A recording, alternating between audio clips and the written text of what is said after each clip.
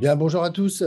Ici Yannick de Disobey, mais je suis surtout là en tant que représentant de plein d'entreprises de Nantes et des Pays de la Loire, des entreprises qui sont beaucoup mobilisées pendant le Covid, notamment pour lever des fonds pour le CHU.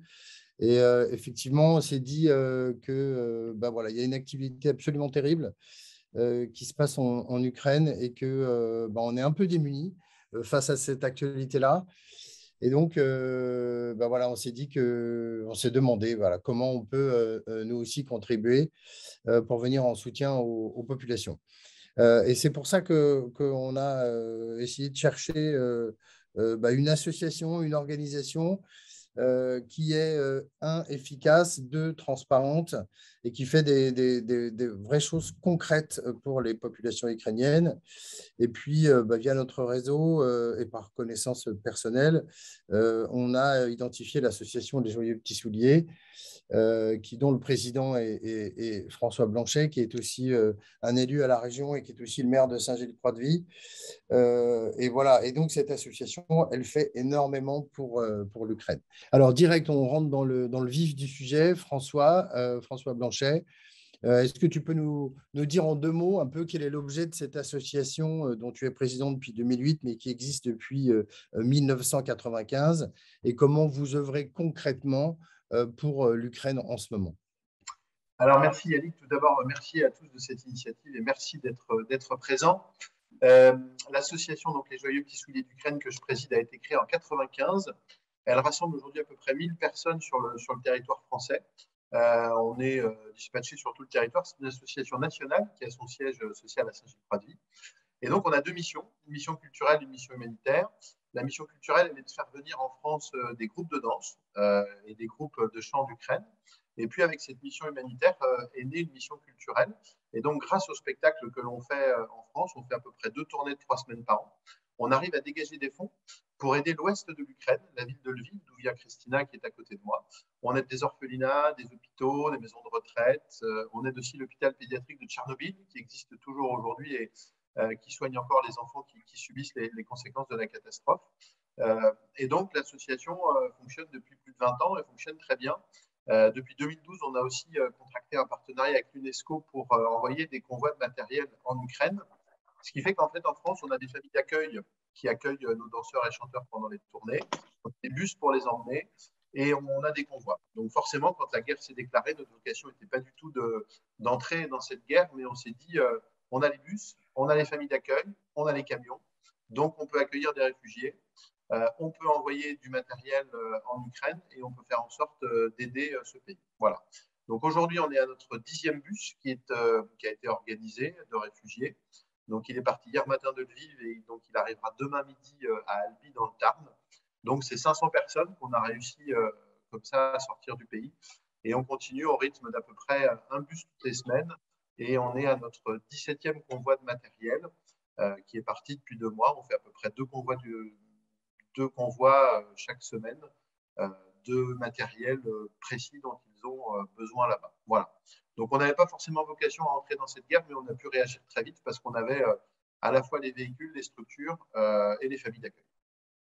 Et justement, en préparant ce petit entretien, tu nous disais que le fait que vous travaillez avec l'Ukraine depuis fort longtemps, vous avez toute la logistique et aussi tous les accès au pays. C'est ça, en fait, le contrat qu'on a avec l'UNESCO nous permet de transporter du matériel aujourd'hui sans passer un temps indéfini à la frontière et nous permet aussi d'aller jusqu'en Ukraine, puisque faut savoir qu'il y a beaucoup d'organisations aujourd'hui qui ne peuvent pas entrer en Ukraine, donc qui débarquent leur matériel en Pologne, mais le matériel reste bloqué sur la Pologne.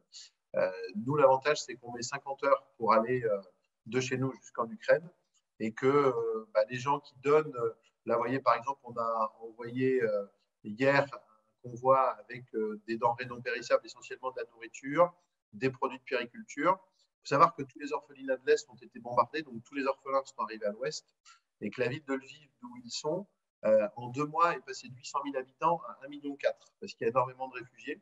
C'est un peu la double peine, population multipliée par 2 et plus rien dans les commerces. Donc en fait, on envoie du matériel médical, des denrées de premier secours, de la nourriture, des denrées non périssables, du matériel de puriculture. Le camion est parti hier matin de chez nous. Il arrivera demain ou jeudi à Lviv, et on sait déjà dans quels hôpitaux, quels orphelinats ils vont être distribués. Les soldats vont venir chercher aussi. Donc, on a une vraie traçabilité dans les dons matériels qu'on met sur notre Facebook et sur nos réseaux sociaux. Et on se rend compte que les gens sont prêts à donner à partir du moment où ils savent que ce sera bien utilisé et bien acheminé jusqu'au bout de la chaîne. Oui, et c'est le cas parce que toi, tu as une visibilité extrêmement concrète sur l'ensemble de la chaîne. C'est ça. Nous, on sait directement, moi, j'envoie des photos aux entreprises qui donnent en disant, voilà, vous nous avez donné, je pense hier, par exemple, une entreprise qui nous a donné 4 palettes de plats cuisinés. Euh, on sait que ça va être réparti entre 2 orphelinats et un hôpital. Et dès vendredi matin, l'entreprise aura les photos de l'arrivée sur place, de ce qu'elle nous a donné, de la distribution aux enfants ou aux papy-mamies dans les maisons de retraite ou dans les hôpitaux. Et donc, forcément, c'est tout de suite très concret et c'est surtout très rapide. On n'est que des bénévoles, on n'a pas du tout de salariés. Dès qu'on sera en Ukraine, parce qu'on y va, enfin, on y allait souvent, là on y va moins, mais on y allait souvent, toute l'équipe du conseil d'administration paye son voyage en intégralité, ce qui fait qu'on a 4% de frais de fonctionnement, ce qui pour une association humanitaire est tout à fait honorable. Alors, on accepte les dons, bien sûr, matériels, on accepte aussi les dons financiers, et on accepte tous les dons, même les moins modestes. Bon, bah, écoute, c'est un peu l'objet de ce rendez-vous, c'est collecter d'abord de l'argent, parce que pour les entreprises, c'est peut-être ce qu'il y a de plus simple. Mais si toutefois, on échange aussi avec des entreprises qui ont la possibilité de donner du matériel, des équipements divers, éventuellement de la nourriture, qu'est-ce qu'il faut aller sourcer en priorité? Quels sont les besoins prioritaires, François? Alors, clairement, aujourd'hui, on a besoin de nourriture, de nourriture non périssable, parce qu'on a des vrais soucis là-bas. Les magasins ne sont plus du tout approvisionnés, les hôpitaux, les orphelinats non plus. Donc, on a besoin de denrées non périssables. On a besoin de matériel médical pour les soldats qui sont au front. Tout type de matériel médical, les petits pansements, les médicaments, tout ce qu'il est possible d'avoir. On a besoin de produits d'hygiène et de première nécessité, parce que là encore, dans les structures médicales, ils n'en ont plus. Et puis, on a besoin également de matériel de puériculture, parce qu'on a un vrai souci avec les enfants, en particulier dans les orphelinats. Il y en a qui arrivent, qui repartent. On a des vraies craintes sur les trafics d'enfants, en particulier vis-à-vis de la Russie. Et l'idée, c'est de pouvoir les garder à vie, mais pour les garder, il faut qu'on ait le matériel pour pouvoir le faire. Donc, des couches, des biberons, du lait en poudre, etc., etc. Toutes ces choses-là. Voilà. C'est vraiment les quatre choses dont on a besoin actuellement. On n'a pas besoin de vêtements parce que ce n'est pas considéré comme une urgence. Ils arrivent toujours à se débrouiller là-bas, mais voilà, ces 4 thématiques-là sont les plus importantes à l'heure actuelle. François, là, on a beaucoup parlé de matériel, éventuellement de denrées non périssables, mais dans les actions que vous faites, et c'est ce qui justifie la présence de Christina ici, c'est que vous accueillez aussi des gens chez l'habitant.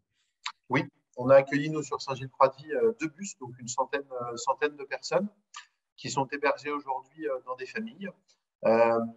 L'État héberge des Ukrainiens aujourd'hui dans des structures type camp de vacances, voilà, des choses comme ça, mais on se rend compte que ça ne fonctionne pas. C'est des gens qui, quand ils arrivent, sont extrêmement traumatisés par ce qu'ils ont vécu, qui ne parlent pas notre langue pour la plupart, qui ne connaissent pas notre alphabet, qui n'ont pas d'argent, qui n'ont pas de vêtements.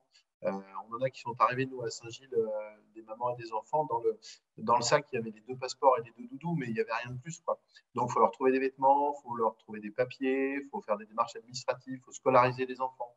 Et on se rend compte qu'aujourd'hui, dans les structures, ce n'est pas possible. Donc, nous, on a pris le parti de les héberger dans des familles, bénévoles pour ça. Ça se passe très bien. Et il y a surtout un vrai échange aussi. Il y a un peu de confort, il y a du réconfort. C'est important. Ils peuvent se poser, ils peuvent discuter, ils peuvent échanger. Et puis, la famille les aide, bien sûr, à leur montrer comment on fait les courses, comment on se déplace. Donc, aujourd'hui, nous, tous les enfants qui sont arrivés sont scolarisés en école primaire, au collège ou au lycée. Christina en a 4 chez elle et donc ils vont tous à l'école. On donne aussi des cours de français à toutes ces mamans qui sont arrivées. Donc ils ont 2 cours de français par semaine, le mercredi matin et le samedi matin. Voilà. Et puis on essaie de leur donner un petit peu de bonheur en organisant des petites journées ensemble. La semaine dernière, ils sont allés à la pêche sur le bois à Marmoutier. Voilà. Donc on essaie de faire des choses qui puissent un peu leur changer les idées, mais ce partage est important. Il ne faut pas qu'ils soient livrés à eux-mêmes en France, ça ne fonctionne pas. L'État en a amené en Vendée il n'y a pas très longtemps 80 là, dans une structure. Il y en a déjà 50 qui sont repartis sur Paris parce que ça ne fonctionnait pas. Donc, il faut vraiment qu'ils soient dans des familles, il faut vraiment qu'il y ait ce lien avec les gens. Euh, et puis, dès qu'ils pourront repartir, ils repartiront. Voilà, je pense que c'est ce qu'ils souhaitent. On a certaines mamans qui commencent à travailler. Nous, ici, on a eu aussi plein de propositions d'embauche. Donc, ils ont tous les papiers pour ça. On a fait tous les papiers. Ils sont en règle vis-à-vis de l'Office de l'immigration, vis-à-vis de la CPM, vis-à-vis de tout ça. Donc, ils peuvent aussi travailler. Parce que juste avant de passer la parole à Christina, François, juste une question. Vous êtes quand même en train de préparer une organisation longue. C'est-à-dire que les gens sont installés dans des familles, mais vous n'avez aucune visibilité sur la durée de cet accueil. Aucune, mais c'est un peu le deal qu'on avait avec les familles d'accueil au départ, c'est qu'on ne sait pas combien de temps ça va durer, mais en tout cas, on leur offrira le gîte et le couvert aussi longtemps que possible. On a mis aussi toute une organisation avec des familles de réserve qui sont prêtes à intervenir si certaines familles, c'est compliqué. On a eu certaines familles où c'était un peu difficile parce que c'est des gens qui arrivent qui sont complètement traumatisés. Donc, forcément, il faut aussi apporter un soutien psychologique à certaines familles. Donc, on a la chance d'avoir un très gros réseau, nous. Donc, on a encore beaucoup de familles en attente qui sont prêtes à intervenir. Mais effectivement, on se met en place sur le temps long. C'est pour ça que les mamans, au départ, ne voulaient pas forcément travailler en se disant, mais de toute façon, dans 15 jours, on sera reparti parce que ce sera fini. Aujourd'hui, on se rend bien compte qu'on se met sur du temps long. Moi j'en ai 3 chez moi, une maman et ses 2 enfants. Et elle me disait, c'est vrai que le lit n'est pas bombardé, mais elle dit, je ne veux pas repartir parce que mes enfants sont restés 15 jours avec les sirènes et ils ont vraiment été traumatisés de ces sirènes 3-4 fois par jour. Eux, ils étaient au 15e étage d'une tour sans ascenseur. Il fallait descendre à l'étage -2 pour se mettre aux abris. Et imaginez quand ça arrive 3 fois par nuit. Voilà, donc elle dit rien que pour le fait qu'on n'entende pas les sirènes, moi je souhaite rester en France jusqu'à ce que la guerre soit terminée. Quoi. Voilà. Et puis il y en a qui demandent à repartir parce qu'il y a des problèmes familiaux, il y a des grands-parents qui sont malades.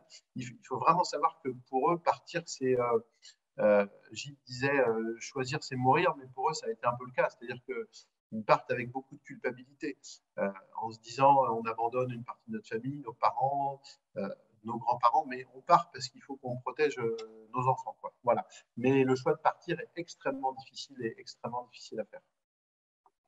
Merci François. Christina, je vois que tu écoutes religieusement tout ce que dit François. Voilà, pour commencer, comment tu l'as vécu ce conflit-là? Et puis, qu'est-ce qui s'est passé justement pour que tu te retrouves à Saint-Gilles-Croix-de-Vie? J'ai dû faire un choix, ou bien comme François a dit, courir tout le temps dans l'abri. Mais quand vous comprenez, c'est difficile. Moi, j'habite au 8e étage, 3 enfants, il faut habiller. Et la guerre a commencé quand c'était encore hiver. Donc, 3 enfants habillés et courir. On n'a pas beaucoup de temps. Et puis, dans l'abri, on peut rester 1 heure, 2 heures. Et chez nous, les abris ne sont pas faits pour les gens. Peut-être on peut trouver l'église, on peut se cacher sous l'église, mais vraiment, mes enfants, deux de mes 3 enfants, ils sont encore petits, c'est 2-3 ans. Donc, comment expliquer, comment tout ça expliquer? Donc, j'ai fait un choix de venir ici. J'ai resté là-bas. Mes parents, qui pour le moment, ils travaillent parce qu'il faut gagner pour la vie, il faut manger. Et j'ai resté mon mari. Et il avait la possibilité de venir ici parce que chez nous, les hommes de 18 ans à 60 ans, ils restent dans notre pays pour protéger l'Ukraine, mais qui ont 3 enfants et plus, ils peuvent partir avec leur femme.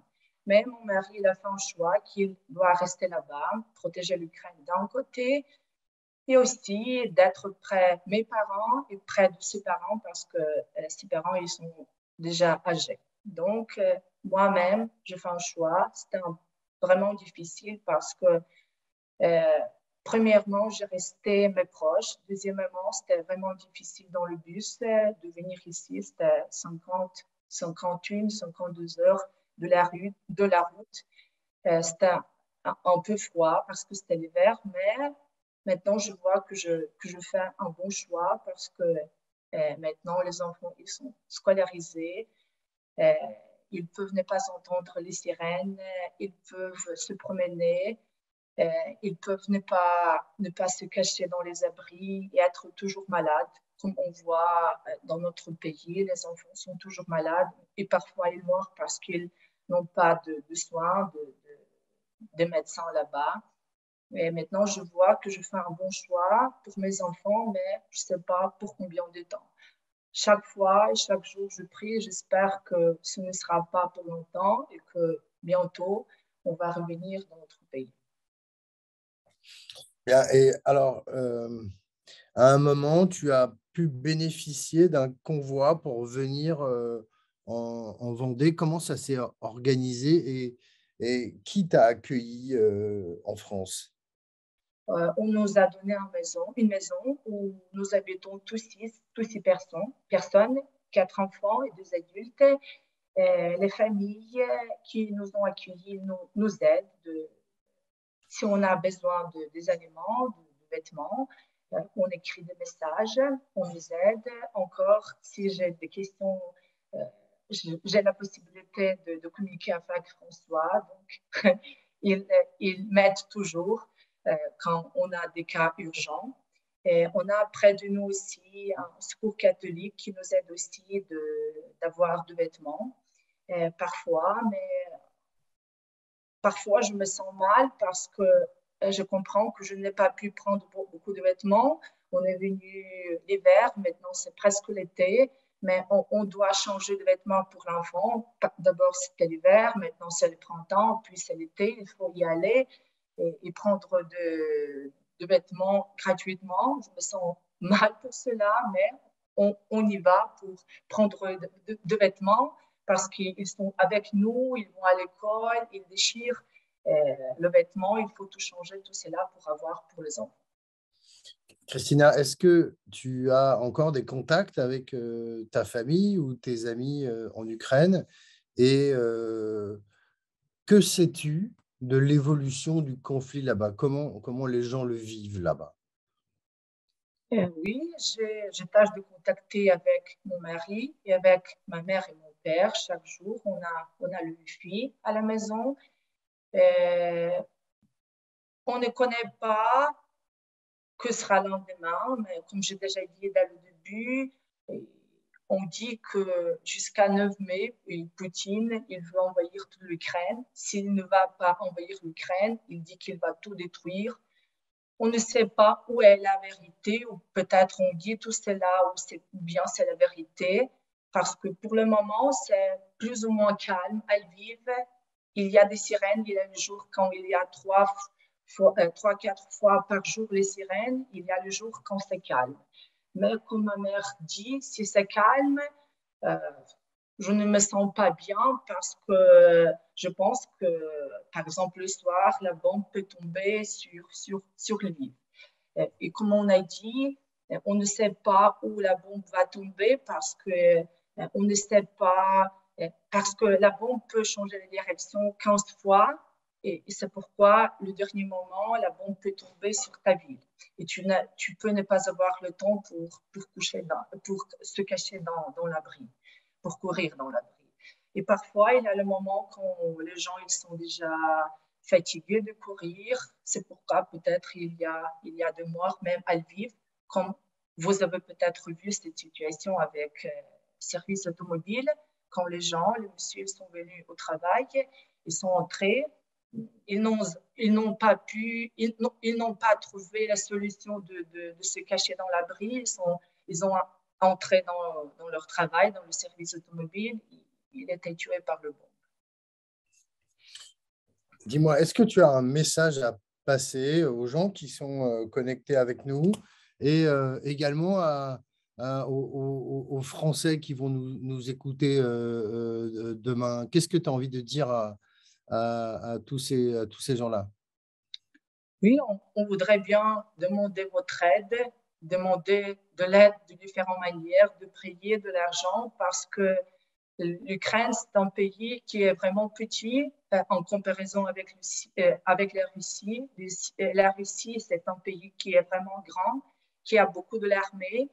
Et si personne ne nous aide pas, nous serons battus, l'Ukraine ne va pas exister. Donc, on a besoin de l'armée, on a besoin de l'argent peut-être pour acheter de l'armée, pour lutter contre la Russie. Parce que si on n'a pas de l'armée, si on n'a pas tout besoin pour les soldats, donc la guerre ne va pas finir. Je pense que Poutine et les soldats russes iront plus loin que l'Ukraine, Pologne et d'autres pays. Ils vont envahir l'Europe, si c'est possible pour eux, je ne sais pas, peut-être. Donc, on demande tout le monde qui a la possibilité de nous aider, de le faire, parce que je pense que chaque personne qui est venue ici, qui est en Ukraine, elle souhaite que la guerre finisse le plus vite possible. Et chaque personne qui est à l'étranger, elle souhaite venir à l'Ukraine et qui est en paix, où il n'y a pas de guerre, où il n'y a pas de guerre, où nous pouvons vivre avec notre famille, avec nos maris, où nos enfants peuvent aller à l'école, où nous pouvons fêter les anniversaires de nos enfants. Oui, c'est bien ici. Nous sommes très reconnaissants pour ces gens-là, mais vraiment, notre vie est en Ukraine et on souhaite bien votre aide de différentes manières comme vous pouvez le faire.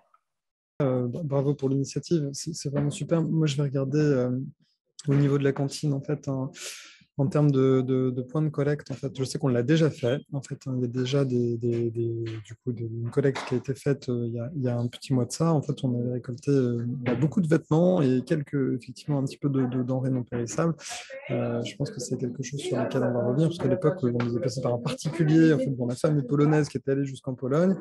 Là, de savoir en fait que ce type de circuit en fait est possible et récurrent, c'est plutôt une bonne nouvelle, une bonne initiative. Donc moi, je vais relancer en fait la machine pour voir ce qu'on peut collecter là sur nos espaces, et puis même plus largement peut-être au niveau des entreprises de l'association. Moi, je travaille pour l'atelier Rosemood à Nantes aussi. Et en fait, donc pareil, on a déjà fait des collectes avec d'autres associations sur Nantes. Et on a fait aussi un kit de communication pour des gens qui étaient basés à Lille. Je crois qu'ils sont même pas regroupés en association, mais en fait, comme on fait nous du print, comme on imprime en fait, et on a notre propre imprimerie. Je voulais savoir si jamais vous aviez besoin en fait qu'on imprime des choses. En fait, je pourrais vous envoyer, par exemple, le kit de communication en ukrainien. C'était vraiment les bases, mais comment dire bonjour. Enfin, c'était un petit dictionnaire. Et également les premières choses pour que les personnes ukrainiennes, quand elles arrivent sur le sol français, aient des bases. Et du coup, je voulais savoir si ça pouvait être intéressant, en fait, Oui, d'avoir. bien Ouais. sûr. Bien sûr, parce que c'est des choses qu'on n'a pas. Donc oui, je vous dis oui tout de suite. OK. Je pense qu'on a débloqué aussi, Grégoire n'est pas là, mais on a débloqué une enveloppe également pour des associations ukrainiennes, et la vôtre a été retenue. Donc je pense qu'on aura aussi ça à voir ensemble. Mais Je vous remercie beaucoup. et la dernière chose, c'est qu'on a aussi quelques personnes qui nous suivent sur Instagram, donc je pense que peut-être qu'on pourra faire un post, mais il faut que je vois avec quand, et avec notre équipe marketing, quand le faire et si c'est possible, mais ça peut être aussi envisageable de notre côté. Voilà en gros ce qu'on pourrait faire nous, quoi. Bonjour tout le monde et bravo pour l'initiative. Forcément, ça nous touche. Alors après, on ne se connaît pas forcément tous, mais chez Intuiti, on a toujours essayé de faire en sorte d'apporter notre aide, et même aussi petite soit-elle, à ce qui peut se passer voilà, dans le monde, en France ou à côté de chez nous. Alors nous, on avait fait la même collecte que la cantine, qui était partie du coup avec Antoine Tresse. Je ne sais pas si certains connaissent. Yannick, c'est sûr que oui. Emmanuel aussi. Et ça avait bien pris en tant que collecte physique, où les salariés avaient vraiment participé, et c'était même assez étonnant d'avoir autant de mobilisation. Donc je pense que ça, c'est quelque chose qu'on peut réimaginer assez facilement. Mais après, je me dis comment aider plus, en fait, parce que ça, c'est ponctuel, c'est pas c'est matériel, mais alors je sais qu'il y a des besoins très forts, mais comment nous aider à Nantes soit au travers de nos métiers ou au travers de nos capacités. Moi, personnellement, je sais que je peux peut-être donner des cours de français, ce genre de choses. C'était comment réussir à voir ce qu'il était possible de faire et mobiliser un maximum de personnes. Le réseau de la cantine, il est énorme. Nos réseaux perso, ils sont assez conséquents aussi. Florel, pour répondre à ta question, je pense qu'effectivement, on peut intervenir à plein de niveaux en collecte financière et notamment auprès de nos collaborateurs, clients, réseaux, partenaires, parce que les petits ruisseaux font les grandes rivières. Et avec la page Helloasso, c'est assez simple. Ouais. Mais moi, j'entends ce que vient de dire François. Outre les collectes de denrées non périssables, comme Adrien Poldetti le disait, et qu'on peut organiser avec la cantine, effectivement, on peut se mobiliser et faire un petit groupe de travail assez simple pour organiser une journée, comme tu dis, François, et dealer avec les machines de Lille, avec des restaurateurs, etc., pour leur faire passer un bon moment. Et voilà, comptez sur nous, on va essayer de se mobiliser un maximum, on va faire passer le message sur nos réseaux, on va essayer d'organiser des choses, on reste en contact. On va vous envoyer à tous un petit récap rapide avec les liens vers Helloasso et puis ce petit mail aussi qu'on a préparé pour que vous puissiez l'envoyer à un maximum de personnes parce que ça commence comme ça et puis on va faire un point régulier, un petit état des lieux pour voir comment les choses évoluent. Voilà, merci à vous tous, bon courage. Merci à toi Yannick et merci à tout le monde, vraiment. Merci Yannick. Merci beaucoup à tous. Au revoir, merci. Bonne journée. Ciao.